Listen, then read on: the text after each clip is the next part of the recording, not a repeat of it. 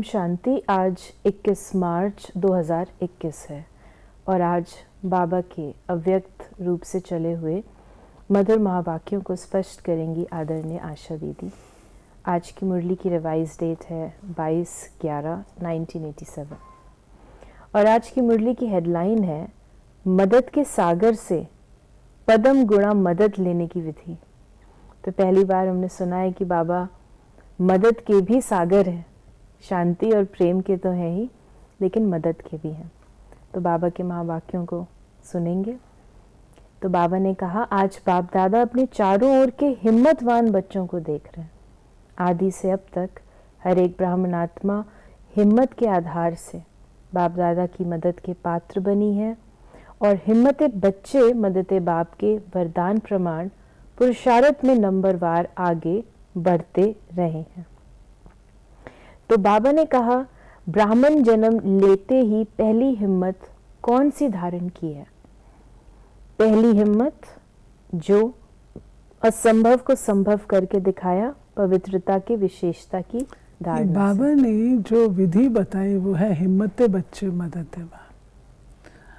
देखिए, अगर आत्मा के अंदर लक्ष्य होता है, मुझे कुछ करना है और हिम्मत अपनी पूरा करने की नहीं है, परंतु हिम्मत रखी है, एक कदम हिम्मत का बढ़ाते हैं, तो बाबा कहते हैं बच्चे मैं पदम गुणा तुम्हें मदद करता हूँ।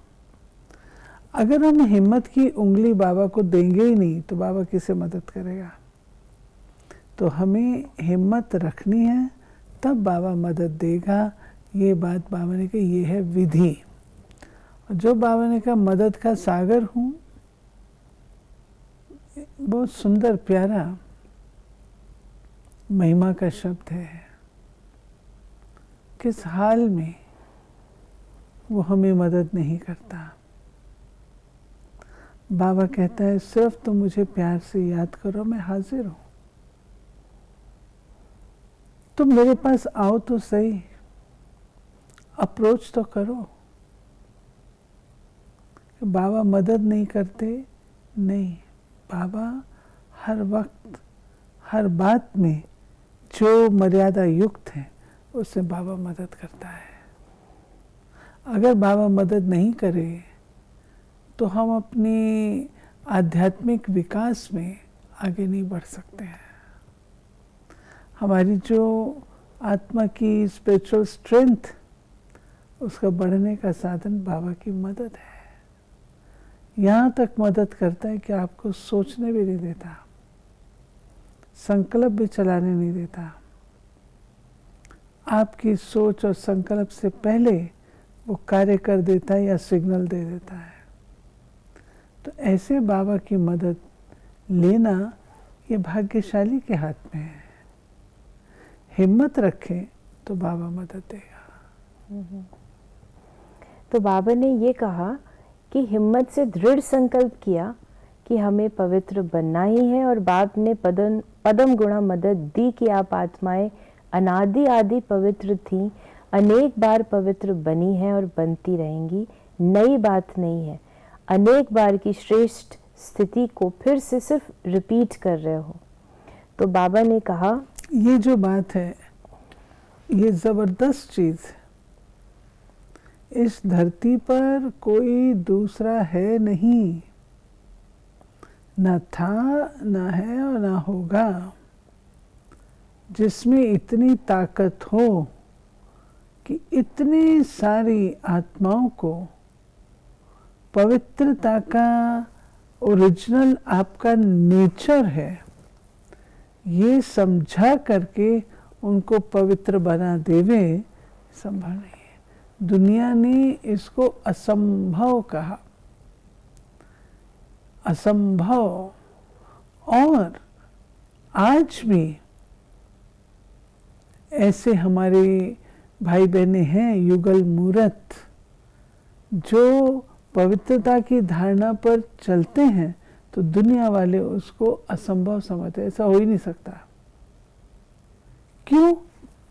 क्योंकि उनके लिए ये बिल्कुल ऐसी चीजें जो कि हो ही नहीं सकती। वो तो मिसाल देते ना, आग और कपूस इकट्ठे हैं तो कैसे हो, लेकिन बाबा ने हमें लक्ष्य दिया, बाबा ने हमारी ओरिजिनल स्थिति का एहसास कराया, बाबा ने हमें इसका महत्व बताया, बाबा ने परिवार का ज्ञान दिया, बाबा ने ओरिजिनल ज्ञान दिया जिससे हम अपने आप को शक्तिशाली बनाते हैं। तो वो हिम्मत आती है, और आज कितने लाख परिवार हैं जो कि असंभव को संभव करके बैठे हैं। बाबा ने कहा ऐसे ही माया जीत बनने के लिए चाहे कितने भी भिन्न भिन्न रूप से माया वार करने के लिए आदि से अब तक आती रहती है। फिर बाबा ने 4 रूप बताए हैं जिसको हम चाहेंगे कि आप स्पष्ट करें। कभी रॉयल रूप से आती, कभी प्रख्यात रूप से आती, कभी गुप्त रूप में आती, और कभी आर्टिफिशियल ईश्वरीय रूप में आती। तो ये चारों को पहले आप स्पष्ट करिए। बड़े ही अलग अलग रॉयल रूप है, प्रख्यात, गुप्त और आर्टिफिशियल ईश्वरीय रूप। देखिए बाबा कहता है नाम मान शान नहीं चाहिए। Royal, this is the royal. बताती हूँ, नाम मान शान नहीं चाहिए। वैसे तो मेरे को कोई इच्छा नहीं है, लेकिन अगर एक बार ऐसा हो जाए तो ये इच्छा की उत्पत्ति, और अगर वो पूरा नहीं हो, नाम अगर थोड़ा हो जाए, ये हो, और अगर वो पूरा ना हो, मुझे भाषण का चांस है, सब लोग भाषण करते, मुझे भी भाषण का चांस मिल जाए, और अगर वो पूरा नहीं हो तो फिर हलचल तो मन में आएगी ना। रॉयल रूप, या किसी दूसरे की प्रगति को देख करके अंदर ईर्ष्या का आना, ये रॉयल रूप की माया है। वैसे तो मुझे अच्छा लगता है, उन्होंने मेहनत की, उनका अपना पुरुषार्थ है, लेकिन अंदर में थोड़ी सी अग्नि भी ईर्ष्या की चल रही है। ऊपर से सत्कार करेंगे, ऊपर से अच्छे मीठे बोल बोलेंगे, अंदर में कुछ और होगा। तो रॉयल। फिर है प्रख्यात। प्रख्यात का तो पता ही है आपको, विकारों का अटैक, स्पष्ट रूप से वाद विवाद, मत भेद, मगरूरी, ये सब माया के प्रख्यात रूप है। तीसरा गुप्त रूप से, जैसे बाबा कहता है कि जैसी दाल होती है तो उसमें वैसे ही रंग का कीड़ा होता है, पता नहीं लगता है। तो ऐसे गुप्त रूप से मैंने भाषण किया, वो क्या मैंने इतना अच्छा नहीं किया, तो मैं चाहती हूँ कि आप मेरी महिमा करें। फॉर एग्जाम्पल, यानी हम चाहते हैं कि उसको वैलिडेट करें, नहीं आपने अच्छा किया। हाँ, ये बहुत अच्छा, नहीं आपने बहुत अच्छा किया। ये हम लोग को मनोहर दादी सिखाते थे, ये अंदर में गुप्त में तुमको लालसा है कि तुम्हारे भाषण की महिमा की जाए, तुम्हारे कार्य की महिमा की जाए, इससे तुम पूछते हो, नहीं तो पूछना ही चाहिए। तो हम लोग कहते थे दादी हम तो चाहते हैं कि हमारी जो करेक्शन, कहते ये भी गुप्त माया है।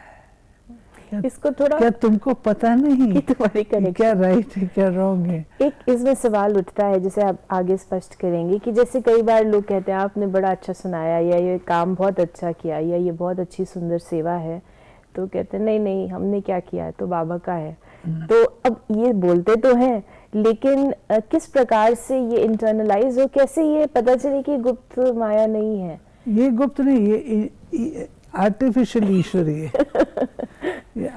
नहीं आपने बहुत अच्छा भाषण, नहीं आज मैं इतना अच्छा नहीं कर पाया, मेरी इतनी सारी बातें भूल गई, ये आर्टिफिशियल ईश्वरीय है। हाँ, आर्टिफिशियल ईश्वरीय को फिर आप और स्पष्ट करें, तो क्योंकि वो क्लियर नहीं हो रहा।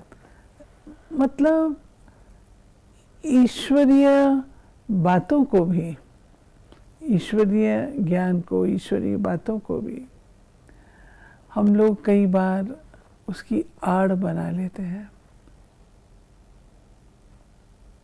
मुझे करना चाहिए, मेरा कर्तव्य है।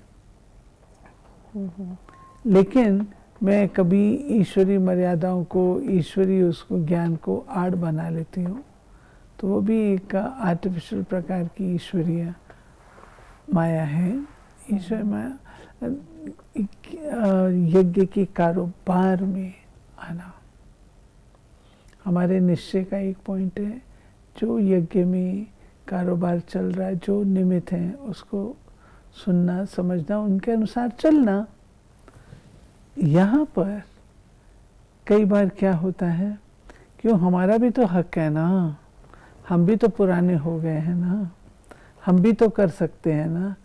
आप अच्छा काम करने जा रहे हैं, परंतु है क्या? इसलिए ये हमारा भी तो अधिकार बनता है ना। अधिकार किस बात का, किसने दिया? कौन से कॉन्स्टिट्यूशन में लिखा है आपका ये अधिकार है? ड्यूटीज है, अधिकार नहीं। लेकिन हम अपने आप को उसमें मानना चालू कर देते हैं। तो ये अच्छा ही काम करेंगे आप, लेकिन इस विधि क्या है? क्या विधि आपने अपनाई?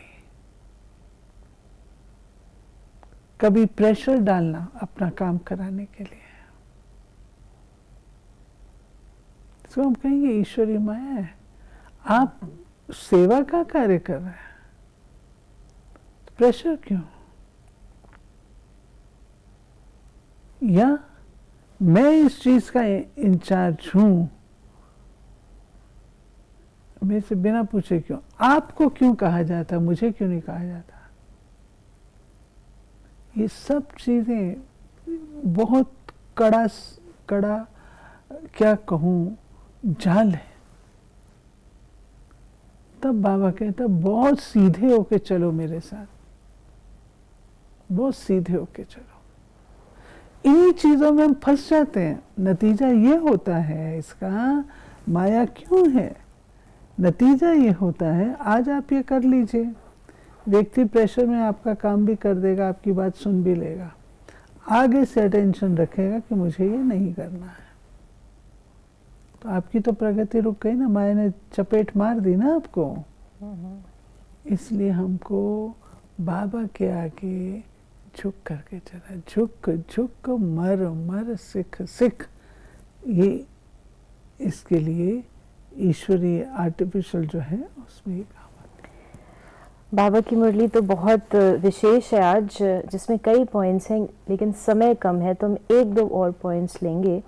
एक चीज़ जो आप हमें स्पष्ट करें कि बाबा ने कहा कि अलबेलेपन का अभिमान और स्वयं पर अटेंशन देने का अभिमान मदद से वंचित कर देता है। समझते हैं अब तो बहुत योग लगा लिया, ज्ञानी तो आत्मा भी बन गए, योगी तो आत्मा भी बन गए, सेवाधारी बहुत नामी गरामी बन गए, अलबेलेपन का अभिमान, सेंटर इंचार्ज भी बन गए, सेवा की राजधानी भी बन गई, प्रकृति भी सेवा योग्य बन गई, आराम से जीवन बिता रहे हैं।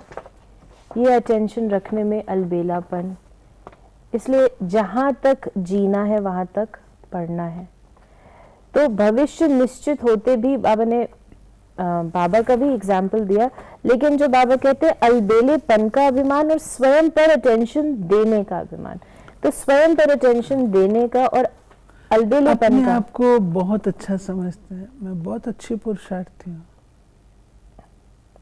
वक्त से पहले मैं अमृत वेले में आती हूँ, क्लास करती हूँ, योग करती हूँ, बहुत अच्छी। तो कई बार हम अपनी पुरुषार्थ से बहुत अधिक संतुष्ट होते हैं, तो वो भी अपने ऊपर अटेंशन देने का अभिमान कि मेरे से गलती नहीं हो सकती, मैं हमेशा जो बोलती हूँ ना सोच समझ के बोलती हूँ, मेरे से नहीं हो सकता, ये तो अभिमान है ना। फिर बाबा ने हमें जो हमारी जो मुख्य बात है आगे यही बताया कि हमें हिम्मत बच्चे मदद खुदा, अगर ये विधि विधान में नहीं होती तो सभी विश्व के पहले राजा बन जाते। तो बाबा ने कहा कि चाहे 1 वर्ष का बच्चा हो, चाहे 50 वर्ष का बच्चा हो, चाहे सरेंडर हो, चाहे प्रवृत्ति वाला हो, अधिकार समान है लेकिन विधि से प्राप्ति है, तो ईश्वरीय विधान को समझा ना। आज बाबा का वरदान है, बाप समान अपने हर बोल व कर्म का यादगार बनाने वाले, दिल तख्त नशीन सुराज तख्त नशीन भव। जैसे बाप द्वारा जो भी बोल निकलते हैं वो यादगार बन जाते हैं, ऐसे जो बाप समान है वो जो भी बोलते हैं वो सबके दिलों में समा जाता है, अर्थात यादगार रह जाता है। वो जिस आत्मा के प्रति संकल्प करते हैं तो उसके दिल को लगता है। उनके दो शब्द भी दिल को राहत देने वाले होते हैं। उनसे समीपता का अनुभव होता है, इसलिए उन्हें सब अपना समझते हैं। ऐसे समान बच्चे ही दिल तख्त नशीन स्वराज्य तख्त नशीन बनते हैं।